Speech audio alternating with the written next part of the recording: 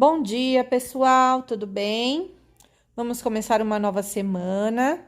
Hoje é dia 12 do mês de abril de 2021, certo? Vamos colocar nossa data aqui, ó, 12, que é o dia, barra 4, que se refere ao mês de abril, barra 21, que é o ano em que estamos. Então, 12 de abril de 2021, ok? Nós vamos começar com a aula de ciências. Antes de nós abrirmos o livro, nós vamos fazer uma retomada de algumas coisas que nós já aprendemos, para então a gente dar continuidade nos nossos assuntos. Então, olha só, vamos relembrar as classificações dos animais que aprendemos até aqui? Porque existem inúmeros tipos de animais. A quantidade é imensa. Tinha essa pergunta para vocês responderem, né? Algumas aulas atrás, se você imaginava a quantidade de animais existentes, né? E estudos indicam que no planeta Terra existem cerca de 8 milhões e 700 mil espécies de animais. Então, são muitas espécies de animais. E os animais são classificados de acordo com algumas características que apresentam para facilitar o seu estudo. Porque imagine só estudar 8 milhões e 700 mil tipos de animais. Então, quando eles são classificados, eles são agrupados de acordo com as características que têm em comum, facilitando dessa forma o estudo de cada um deles. Então, nós já aprendemos alguns tipos de classificações desses animais. Então, olha lá. Os animais, eles podem ser classificados pela cobertura do corpo. Então, alguns têm pelos, como, por exemplo, o cachorro, o gato. Penas, como é o caso das aves. Escamas, como é o caso de algumas cobras, de alguns peixes. E carapaça, como por exemplo a tartaruga. Então, essa classificação é pelo tipo de cobertura que o animal tem no corpo. Também eles podem ser classificados de acordo com o ambiente e a locomoção, ou seja, onde eles vivem e como é que eles se locomovem. Então, neste quesito, né, neste tipo de classificação, nós temos os terrestres e os aquáticos, porque os animais podem viver ou na terra ou na água. Alguns podem viver nos dois ambientes, um pouco na água e um pouco na terra, ok? Respiração, eles também podem ser classificados pelos tipos de respiração. Existem alguns que respiram através do pulmão e outros através de brânquias. Então, o pulmão, um exemplo, somos nós, os seres humanos, que usamos o pulmão para respirar. E as brânquias, um exemplo, é o peixe. Outro tipo de classificação que nós já vimos é pelo tipo de alimentação. Então, os animais podem ser classificados de acordo com o que eles comem. Então, ele é classificado em carnívoro se ele comer apenas outros animais, ou seja, apenas carne, né? Então, olha lá, é o caso da aranha, que ela come outros insetos, ela come outros animais. Então, ela é carnívora. Onívoro são os animais que comem carne e plantas. Então, olha lá, o lobo-guará é um exemplo de animal que é onívoro, que come tanto plantas como animais. Nós, seres humanos, também somos onívoros, porque podemos comer plantas e podemos comer carne, né? O nosso organismo pode aceitar os dois tipos de alimento. Herbívoros. Herbívoros são aqueles que só comem plantas, como é o caso do beija-flor, que ele só come plantas, ok? Então, aqui é a classificação pelo tipo de alimentação. Aqui no final, a gente ainda tem mais um tipo de classificação, que é de acordo com como acontece o nascimento dos filhotes, né? Então, existem duas formas de acontecer o nascimento dos filhotes. Através da barriga da mãe, tem aqueles que nascem da barriga, que são gerados todo o tempo dentro da barriga da mãe, como é o nosso caso, né? Aqui tem uma mulher gestante, como é o caso dos cachorrinhos, dos gatos. E também existe outra forma de acontecer o nascimento dos filhotes, que é através do ovo, como, por exemplo, o sapo, a tartaruga, tá certo? Então, esses são alguns tipos de classificação que nós já aprendemos, tá? Então, a tia Fran deu uma relembrada para que vocês refresquem a memória para que a gente possa continuar os nossos estudos. Hoje, nós vamos ver um outro tipo de classificação desses animais, tá certo? Então, vamos lá. Agora, vocês vão pegar o livro de vocês, o livro de ciências, lá na página 22. A classificação dos animais. Classificar os seres vivos significa organizá-los em grupos, de acordo com suas características, que foi o que nós fizemos aqui. Nós organizamos alguns animais de acordo com as características que eles apresentam. A gente coloca no mesmo grupo aqueles que têm aquelas características parecidas. Então, vamos lá. Número 1. Por que é importante classificar os animais? A gente acabou de falar sobre isso, né? Por que é importante classificar? É importante classificar porque existe uma quantidade muito grande de animais e fazendo essa classificação, a gente tem uma forma facilitada de estudar os animais. Então, a gente facilita o estudo quando classificamos os animais por grupos. Você conhece algum exemplo de classificação de animal? Qual? Sim, você conhece, né? Nós acabamos de falar sobre todas que nós aprendemos até o momento. Então, você vai colocá-las aqui. Os animais, por exemplo, podem ser classificados em herbívoros ou carnívoros ou onívoros. Nesse caso, a característica escolhida para agrupar os animais é o tipo de alimentação. Outra característica que permite classificar os animais em dois grandes grupos é a presença ou a ausência de coluna vertebral. Peguem o marcador de texto de vocês ou mesmo um lápis colorido para a gente grifar essa informação que ela é importante. Então, grifem aqui, ó.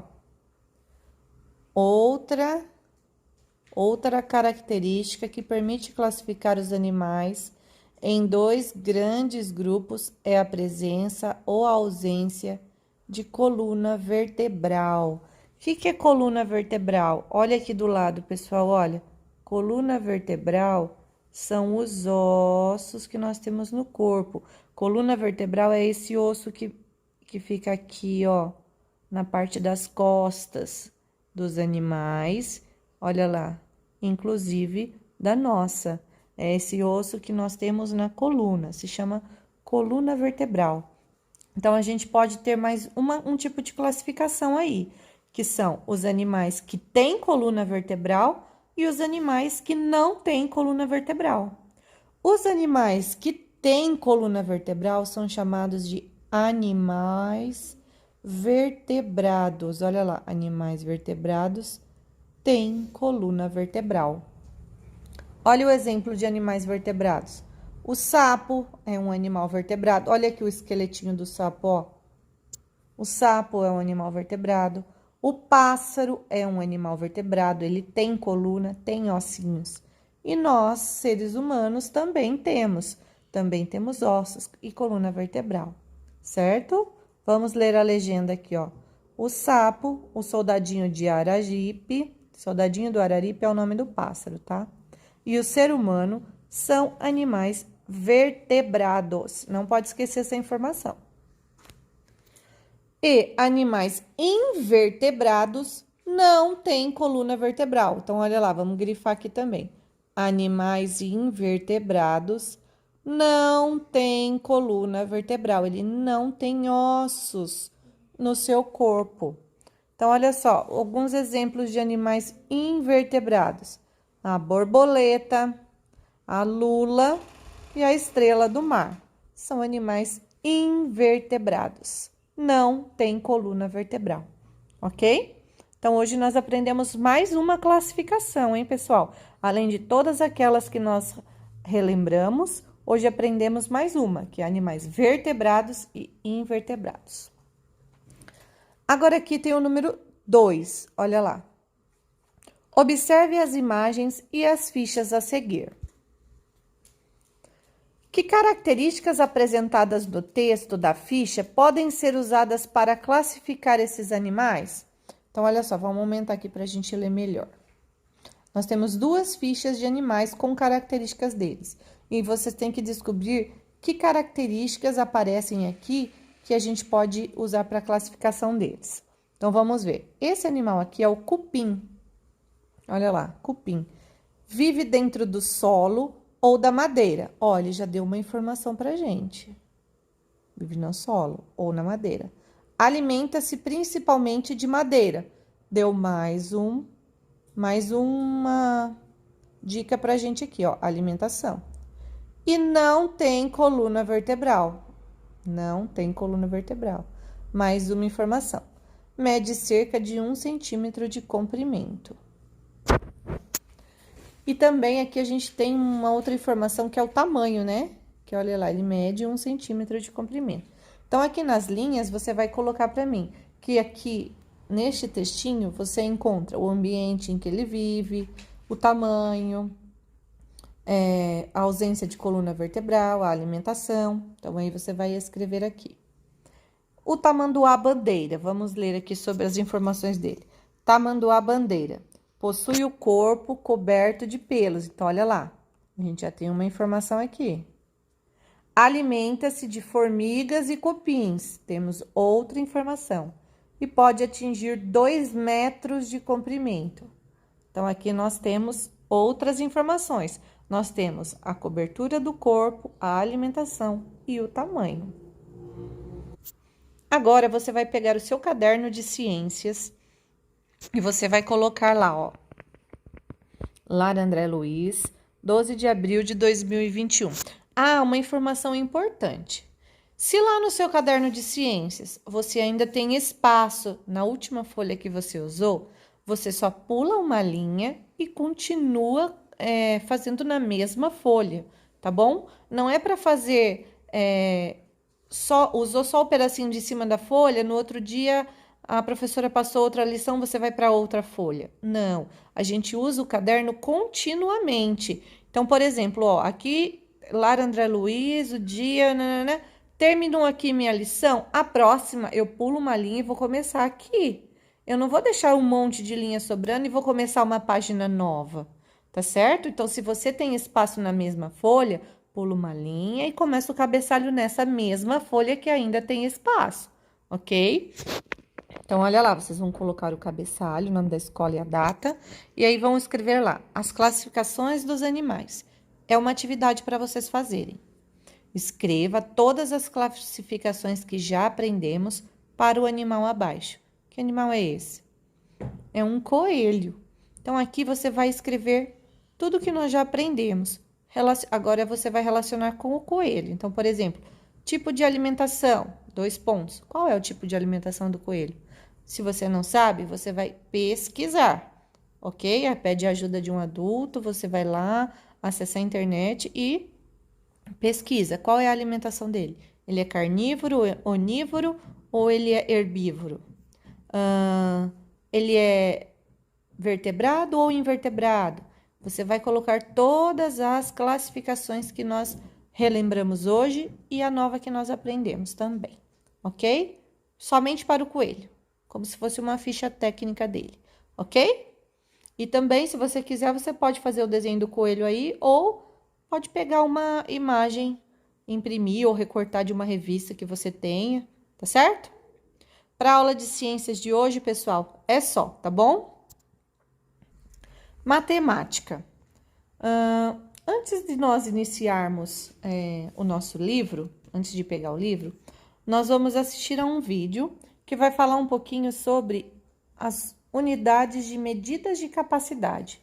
Medidas de capacidade são aquelas que a gente usa para medir quantidades líquidas, né? Então, a gente usa o litro e o mililitros, tá bom? Então, como que seria isso? Toda vez que a gente precisa, por exemplo, saber a quantidade que tem numa garrafa de refrigerante ou a quantidade que cabe num copo, a gente precisa saber quantos litros ou quantos mililitros. Litro. 1 litro é igual a 1000 mililitros. Quando a gente coloca apenas a letra L para representar, a gente está dizendo litro. Quando a gente coloca ml, nós estamos representando o mililitro. Então, 1 litro é a mesma coisa que 1000 mililitros, entenderam? Então, mililitros é menos do que litro. Se eu falar tenho 500 mililitros, eu tenho metade de 1 litro. Vamos assistir a esse vídeo aqui, ó, que vai falar um pouquinho sobre essas unidades de medida. Olá, turma! Prontos para mais uma aula de matemática? E o nosso assunto de hoje é medidas de capacidade. Tem dias que eu sinto uma indisposição, por isso resolvi ir ao médico. E a única coisa que ele me recomendou foi: alimente-se melhor e tome pelo menos 2000 mililitros de água.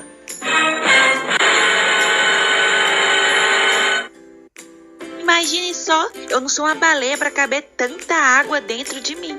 Ele disse que não era tanta assim, então resolvi pesquisar. Descobri que litro é a unidade de medida, que mede a capacidade de um recipiente em armazenar líquidos e é representado pela letra L.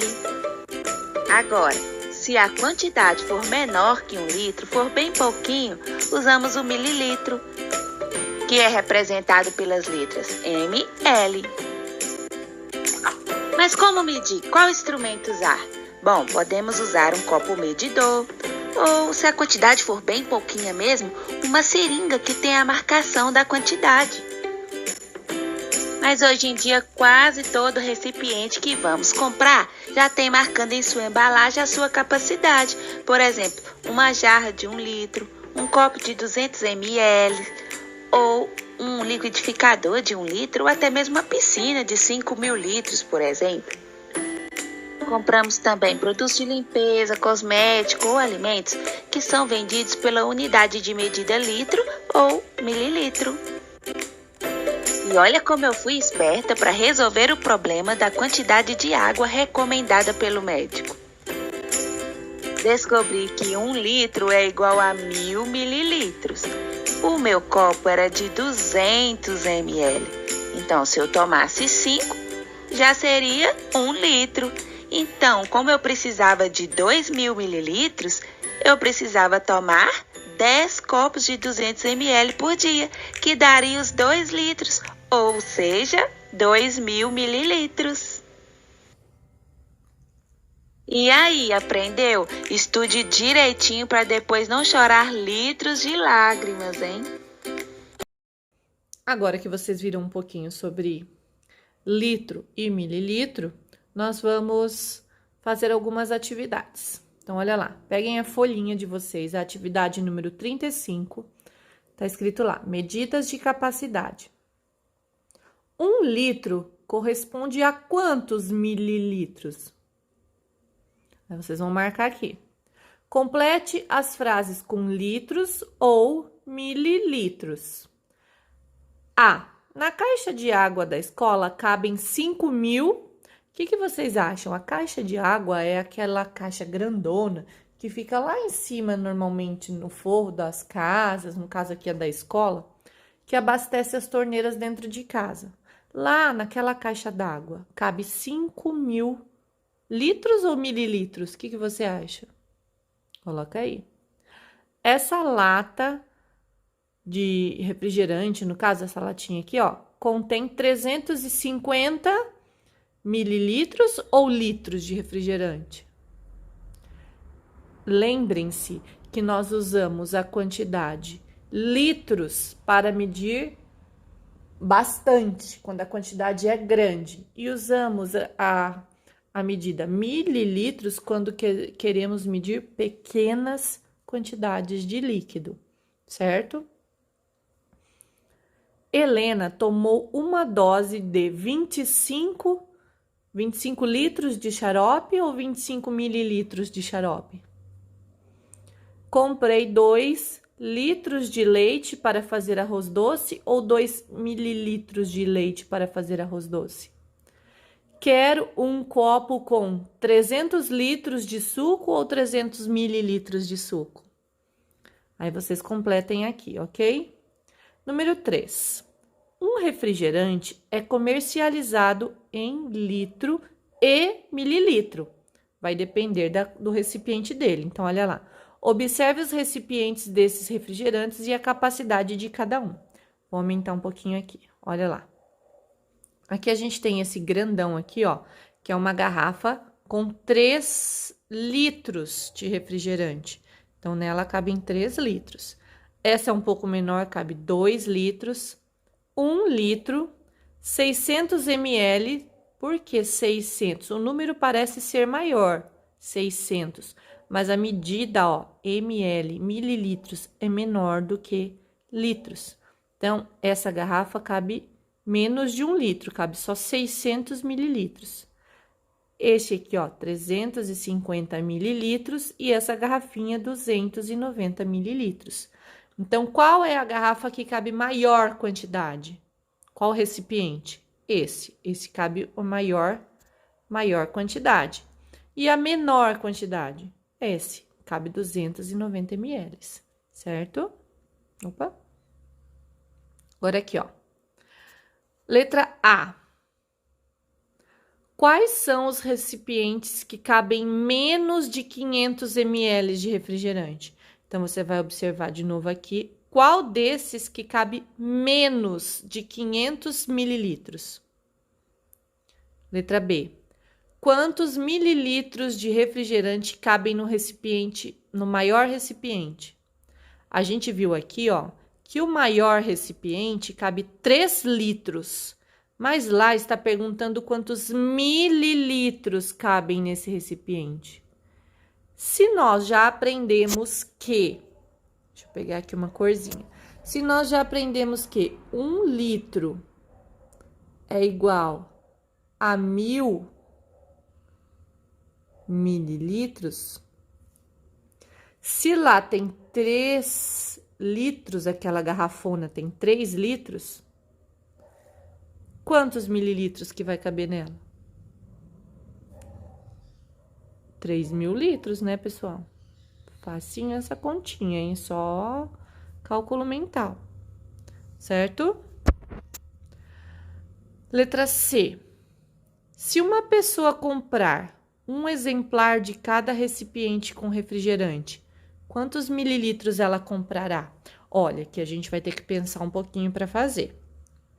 Então, se uma pessoa for lá no supermercado e comprar uma garrafa dessa, uma dessa e dessa, quantos mililitros ela vai comprar? Eu não posso somente somar esses valores que estão aqui embaixo, porque as medidas são diferentes, ó. Aqui eu tenho ml.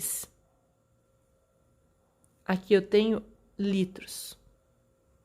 São medidas diferentes. Já vimos que litros medem grandes capacidades e mililitros pequenas capacidades. Então, o que a gente vai ter que fazer? A gente vai ter que transformar todos eles para mililitros.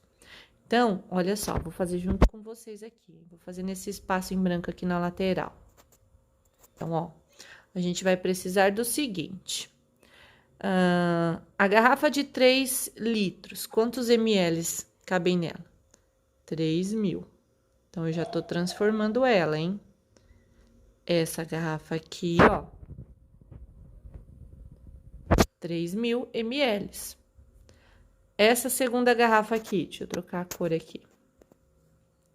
2 litros. Quanto isso vale em mililitros? 2.000 mililitros. Ó, número embaixo de número, pra gente não confundir as casinhas na hora da soma. Então, ó, essa daqui é aqui. E essa daqui, ó, 1 litro. Quanto que é 1 litro? 1 litro em ml é 1.000 litros. Então, essa daqui eu coloquei aqui. Certo? Então, eu já transformei as 3 garrafas que estavam em litros, eu já transformei elas em mililitros, certo? As outras já estão em mililitros, então não preciso transformar nada. É só copiar os números aqui, ok? Então, vamos lá, vou colocar esses outros numerais ali também. A próxima é 600, ó. 600 está na casinha da centena. Então, eu vou colocar aqui. Então, essa daqui eu vim.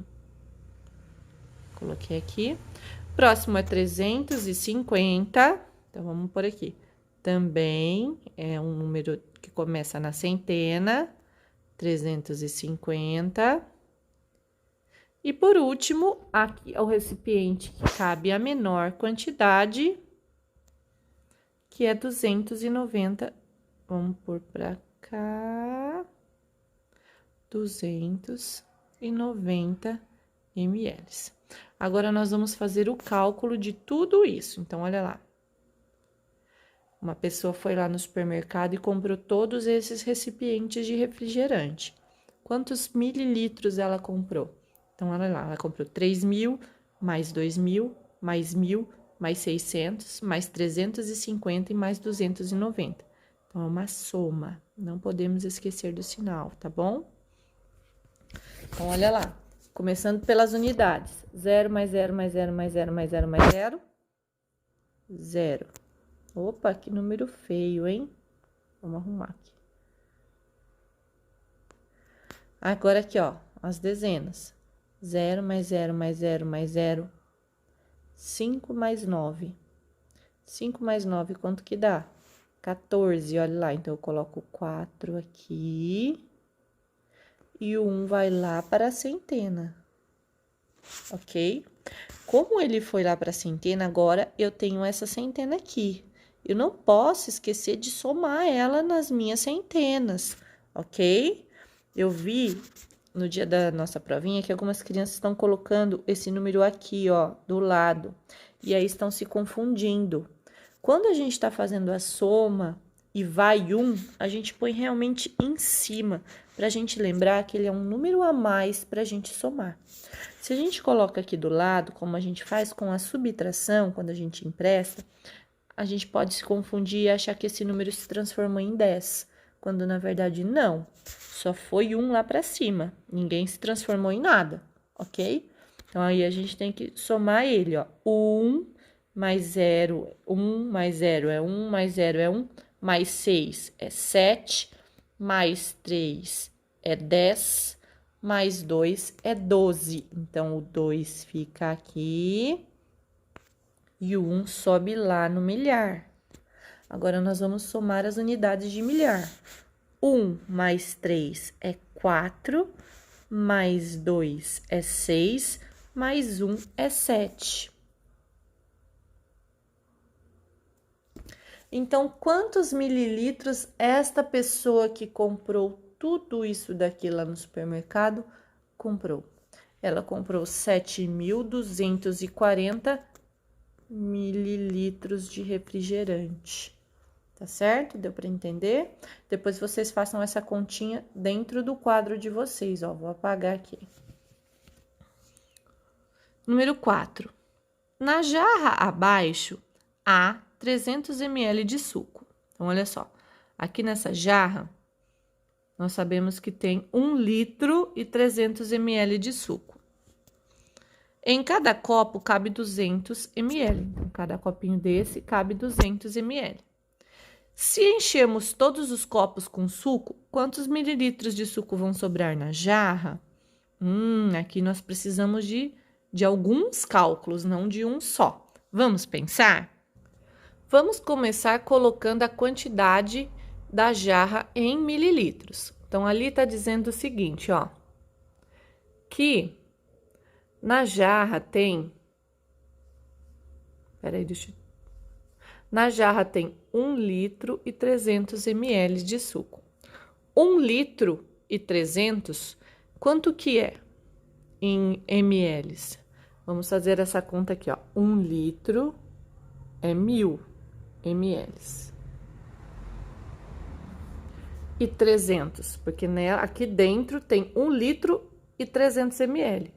Então, 1 litro é 1.000 ml e tem mais 300 ml. Esse é o total da jarra. Vamos fazer o cálculo. 0 mais 0, 0. 0 mais 0, 0. 0 mais 3, 3. 1 mais nada é 1. Então, a jarra tem 1.300 ml. 1.300 ml cabe aqui dentro da jarra. Agora, a gente tem outra informação aqui, ó. Em cada copo cabem 200 ml. Então, dentro de cada copinho desse aqui, ó, dá para colocar 200 ml de suco. Se enchermos os 4 copos, quantos mililitros ainda vai sobrar na jarra? Então, primeiro, a gente precisa fazer a conta de quanto que vou gastar para encher o copo. Então, vamos lá. Quantos copos eu tenho? 4. Então, olha lá. 200 ml do primeiro copo, 200 ml do segundo copo, 200 ml do terceiro copo, 200 ml do quarto copo. São 4 copos. Então, aqui, ó, a gente vai fazer uma soma. Opa, aí. Sempre pela unidade.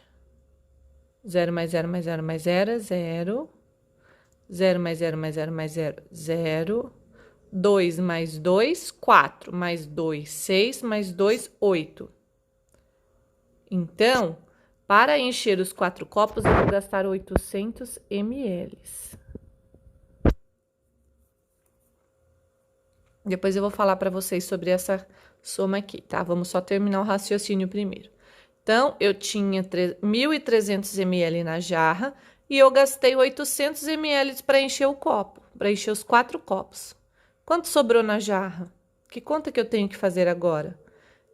Então, olha só, eu tinha 1.300 e gastei 800. Então, tem algumas palavrinhas no problema, nos probleminhas, pessoal, que elas são as palavrinhas que dão a dica pra gente de que tipo de conta a gente tem que fazer. Então, se eu gastei 800, quer dizer que eu perdi, que eu tirei, que eu vou subtrair, que eu vou fazer uma conta de menos, entenderam? Então, vamos lá. Eu tinha 1.300 ml na jarra no começo lá, né? Ela tava com 1.300 ml. Eu enchi os copos, gastei 800 ml para encher os copos. Então, eu gastei, eu vou subtrair, menos. Vamos ver quanto que vai sobrar. O resultado aqui é o que sobrou dentro da jarra. Vamos ver quanto sobrou? Vou pegar uma outra cor aqui só para destacar. 0 menos 0, 0. 0 menos 0, 0. Agora, olha só. 3 menos 8 dá? Eu não posso inverter, eu não posso fazer 8 menos 3. Eu tenho que sempre tirar do de cima. Dá para eu tirar 8 daqui do número 3? Não dá, porque ele é menor do que o 8. Então, o que eu tenho que fazer? Emprestar do milhar. Então, eu vou lá, risco o milhar. Agora sim, o milhar, ele virou 0, porque ele não tem mais nada. Aí, como ele emprestou aqui, eu vou colocar do lado, porque esse número virou 13 agora, ok? Eu não vou colocar lá em cima, não vou fazer soma com ele. Eu coloquei aqui do lado, porque agora ele é o 13, ok? Então, 13 tiro 8, quanto vai me sobrar? É a mesma coisa que eu disser 8 para chegar até no 13. 8, 9, 10, 11, 12, 13. 5. Então, olha lá. Quantos mililitros de suco vão sobrar na jarra? Aqui é a resposta, ó. Aí a gente vai escrever aqui embaixo. Coloco o R de resposta. Vão sobrar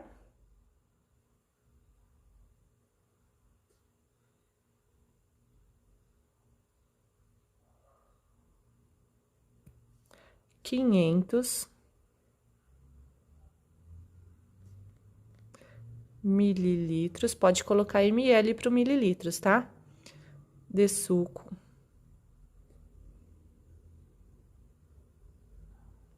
Ponto final, porque terminou a frase. Certo? Entenderam? Agora que eu falei que eu ia falar um pouquinho sobre essa conta aqui.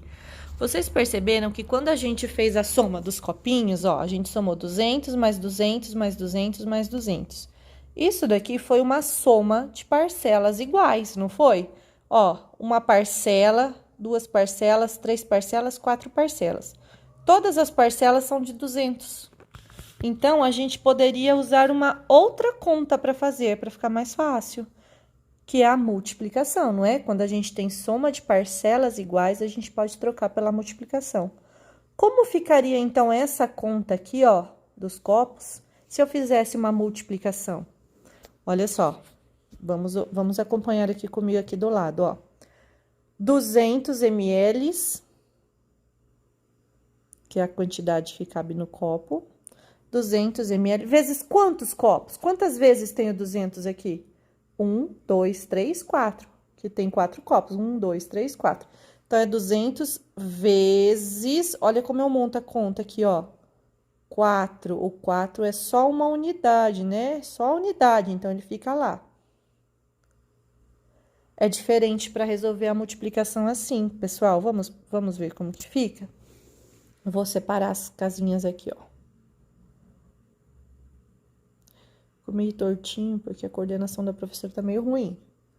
É difícil de escrever aqui, viu? Então, ó, centena, a dezena e a unidade. Como que a gente resolve essa conta de vezes? A gente resolve assim, ó. O número 4, ele é o multiplicador. Então, ele vai multiplicar todos esses números que estão aqui em cima. Então, a gente vai sempre começar pela unidade.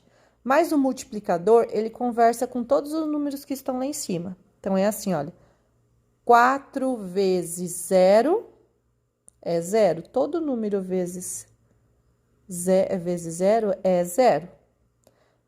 Agora, ele vai conversar com a dezena. 4 vezes 0 é 0.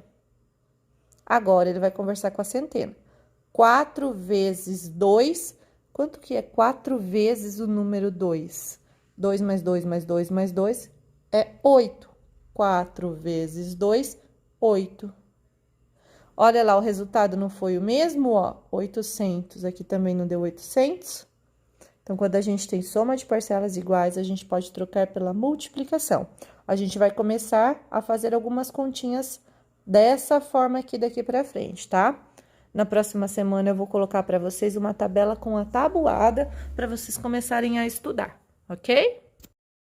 Agora, vocês irão abrir o livro de matemática na página 26. Aqui nós temos leitura e interpretação de gráfico, então vamos prestar bastante atenção, tá bom? A gente tem algumas informações diferentes nesse gráfico aqui. Então, olha lá. Interpretar gráficos de barras. Número 1. Em um supermercado, as garrafas de água são vendidas em 3 tipos de embalagem. Olha lá, ó, tipos de embalagem: garrafa, garrafão e garrafinha. O gráfico abaixo apresenta a quantidade de copos, 250 mililitros, necessárias para encher cada tipo de embalagem completamente. Então, ó, aqui embaixo tem a quantidade de copos, mas percebam que os números não estão de 1 em 1. Não tá 0, 1, 2, 3, 4. Os números estão de 2 em 2. Então, cada quadrinho desse aqui representa 2 copos de água. Então, 2 copos, 4, 6, 8, 10 copos. Entenderam? Então, vamos ver aqui, ó. Aqui a gente tem o tipo de embalagem e aqui a quantidade de copos. Então, para encher uma garrafa desta, quantos copos é preciso? Aí, a gente vai ver os quadradinhos, mas nós não podemos contar 1, 2, 3, 4 copos, porque cada quadrinho corresponde a 2 copos de água. Então, nós temos que contar de 2 em 2. 2, 4, 6, 8 copos de água para encher esta embalagem. Olha só. Se a gente descer até a marca aqui embaixo, nós veremos 8 copos de água. Entenderam? Esse gráfico, percebam que ele tá diferente daqueles que a gente costuma ver no livro EMAI. No livro Emaias, a gente tem o gráfico de colunas, né? Onde as informações são apresentadas em colunas. Aqui, nós temos um gráfico de barras, ó, onde as informações estão na frente, de forma horizontal. Existem outros tipos de gráficos também, não só o de colunas e de barras. Existe o gráfico de pizza, então, existem vários tipos de gráfico. Não existe uma regra para escolher um ou outro. Normalmente é uma escolha pessoal de quem está montando o gráfico, tá certo?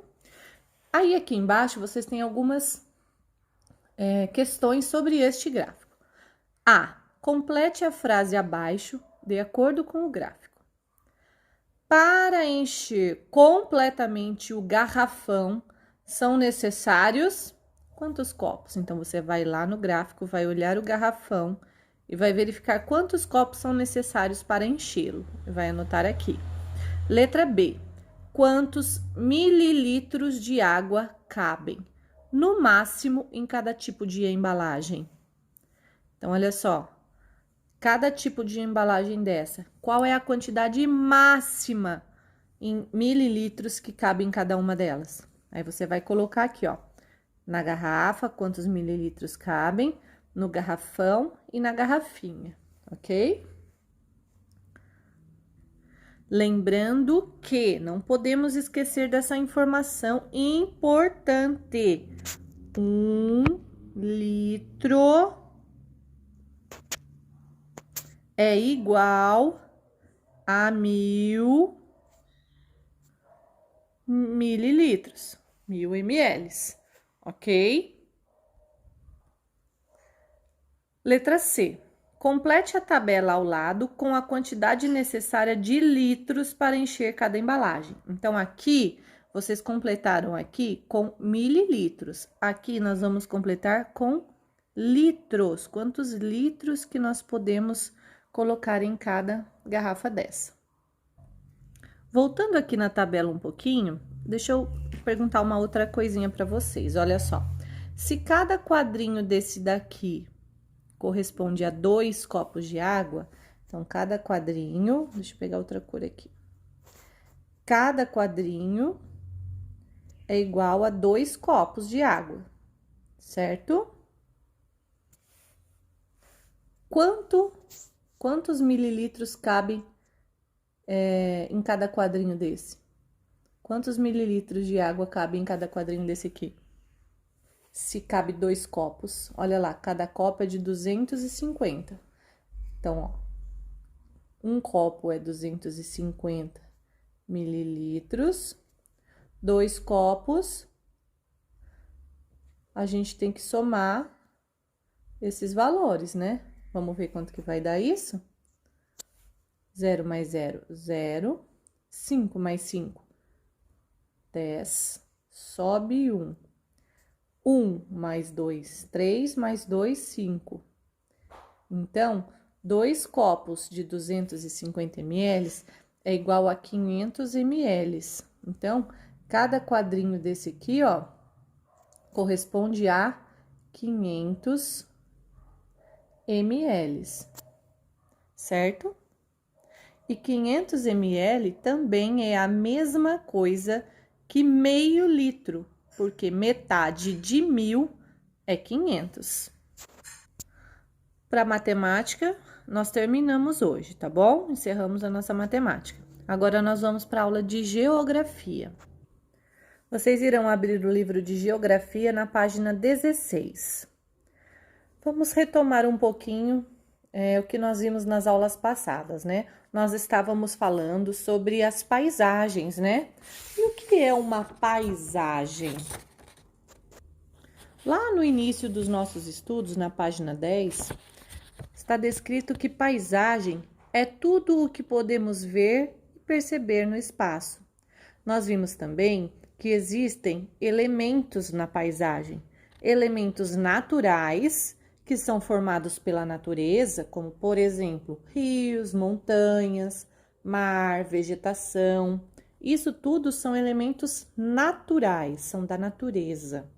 E nós vimos também que a paisagem pode conter elementos culturais, que são aqueles criados pelas pessoas, como, por exemplo, as casas, prédios, estradas, pontes. Tudo isso são elementos culturais, foram feitos pelo homem, certo? E a partir disso, a gente pode presumir, né? A gente pode entender que as paisagens, elas são transformadas. Quando o homem vai lá, tira uma árvore, constrói uma estrada, ergue um prédio, ele está transformando a paisagem. Essa transformação acontece pela ação humana. Mas também existem transformações que acontecem devido a fenômenos da natureza. E é isso que nós vamos ver um pouquinho hoje. Então, olha lá. Capítulo 2, as paisagens são transformadas. As paisagens são transformadas constantemente, ou seja, estão sendo sempre transformadas. As transformações que ocorrem em uma paisagem são causadas pela própria natureza e pelas pessoas. Então, vamos grifar essa parte importante do texto. Então, ó, as transformações que ocorrem em uma paisagem são causadas pela própria natureza ou pelas pessoas. Então, nós vamos ver como é que isso acontece. A natureza transforma a paisagem. Como que a natureza transforma a paisagem? Então, olha só. A ação de vento, da chuva, da água, né? As erupções vulcânicas e os terremotos, por exemplo, modificam a paisagem. Vamos grifar isso aqui também. A ação do vento e da água, as erupções vulcânicas e os terremotos modificam as paisagens. Então, como que essa natureza transforma? A ação do vento, que pode ser um furacão, pode ser um tornado, são ventos fortíssimos que podem destruir os locais, causando uma transformação. A ação da água, uma chuva muito forte, uma tempestade, ou mesmo um tsunami, que é aquelas ondas muito grandes que vêm do mar, podem provocar uma transformação da paisagem. Também as erupções vulcânicas, que é quando um vulcão entra em erupção e derrama toda a sua lava ao redor de onde ele está localizado, também faz uma modificação na paisagem. Os terremotos também. O que são os terremotos? Os terremotos são os tremores de terra que acontecem por conta de atritos entre as placas tectônicas, porque o nosso continente, onde nós moramos, lembra que nós vimos lá na aula de projetos integradores, nós vimos o mapa do Brasil e nós vimos que o Brasil está no continente americano.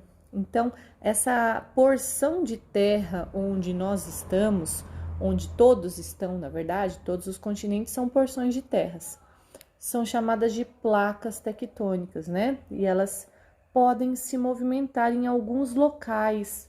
E onde há essa movimentação dessas placas tectônicas que ficam no subsolo, na parte de baixo lá do solo, causa movimentação em quem está em cima daquele local, causando tremor de terra, causando destruição, dependendo da intensidade desses abalos.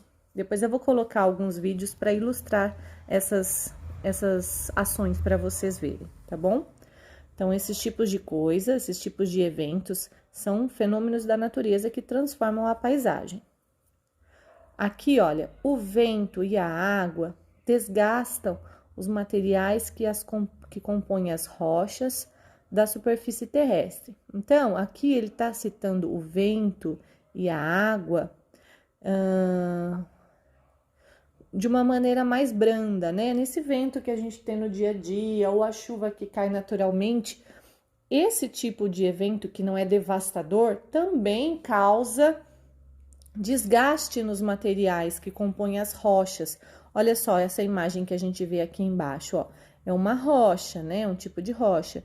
E com o tempo, então passa um vento, tira alguns farelinhos da rocha, uma chuva desgasta mais um pouquinho. Então, isso leva tempo, mas também modifica a paisagem. Então, vamos ler aqui. O vento e a água desgastam os materiais que compõem as rochas das superfícies terrestres. Os materiais originados desse processo acumulam-se em outros pontos da superfície. O vento e a água levam milhares de anos para alterar a paisagem. Então, esse tipo de vento e de água que é natural do nosso dia a dia, não transforma do dia para a noite a paisagem. Leva milhares de anos para alterar a paisagem. Esse desgaste natural que acontece diariamente leva milhares de anos. Vamos ler a legenda dessa imagem. Essa formação rochosa, ou seja, esse tipo de rocha, né, é chamado de formação rochosa, conhecida como pedra furada, foi esculpida pela ação do vento e da água no litoral do município Jijoca, de Jericoacoara, estado do Ceará. Essa foto é de 2017.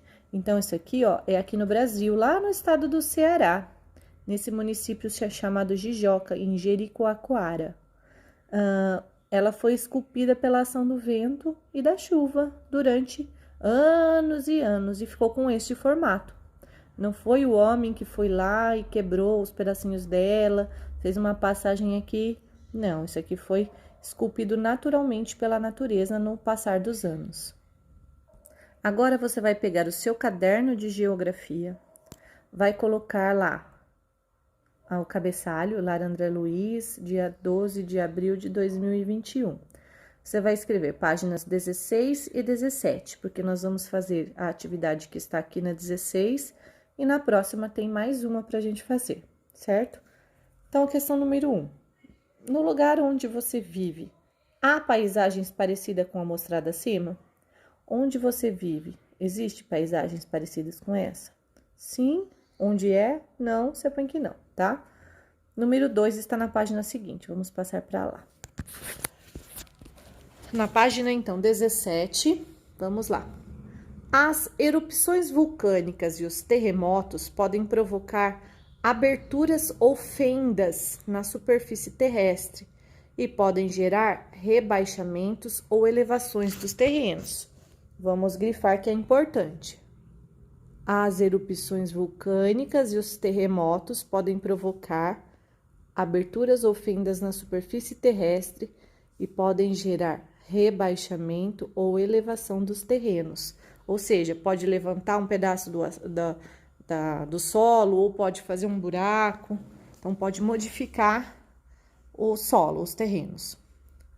Os tremores causados pelos terremotos também podem destruir construções em pouco tempo, alterando rapidamente a paisagem. Então, olha lá, aqui nós vemos, aqui na foto número 1, a cidade de Amatrice, na Itália, em 2015. Então, observem a rua como ela era. E depois, na foto de baixo, nós temos a mesma cidade, só que depois de um terremoto. Então, olha lá, observem na foto 2, a destruição da cidade de Amatrice após a ocorrência de um terremoto em 2016. Então, essa de cima aqui foi em 2015. Então, a cidade estava inteira. Depois que aconteceu o terremoto, olha como ficou. É a mesma rua. Percebam aqui, ó, que existe a torre cívica, ó. Tá vendo aqui? É um marco dessa cidade. E ela não foi destruída, ó. Ela não foi destruída com o terremoto. Então, para a gente ter como referência de que se trata da mesma rua. Então, o terremoto ele pode destruir instantaneamente os locais. Você vai, então, na questão número 2, lá no seu caderno, responder a essa aqui, ó, questão. Que mudanças ocorreram na paisagem da cidade de Amatrice após o terremoto? Então, você vai ver quais foram as mudanças que aconteceram aqui, certo? Para ilustrar a nossa aula, eu separei 3 vídeos bem curtinhos de de ações da natureza que provocam mudanças rápidas na paisagem. Então, vamos ver. O primeiro é a erupção de um vulcão.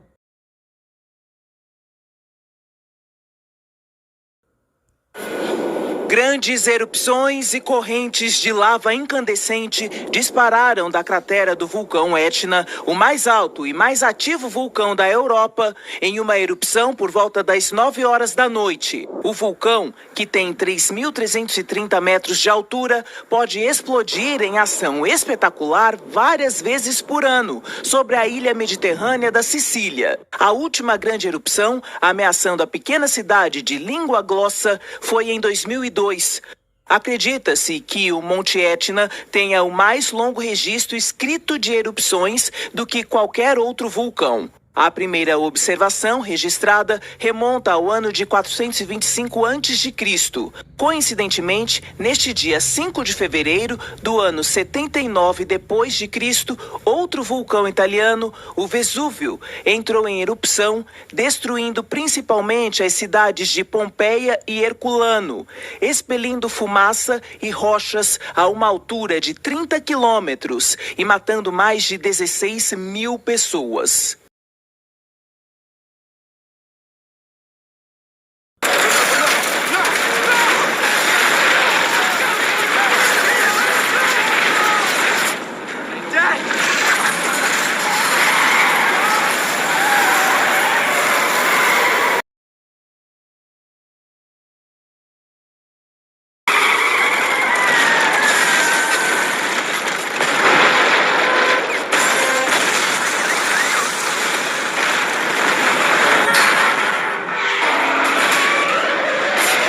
Certo? Então, foi só para ilustrar um pouquinho para vocês aí. Alguns são cenas de filme, mas que retratam como é que acontece esses fenômenos da natureza, tá bom? Na próxima aula a gente fala um pouquinho mais sobre isso. Por hoje é só, pessoal. Um beijo e até mais. Tchau, tchau!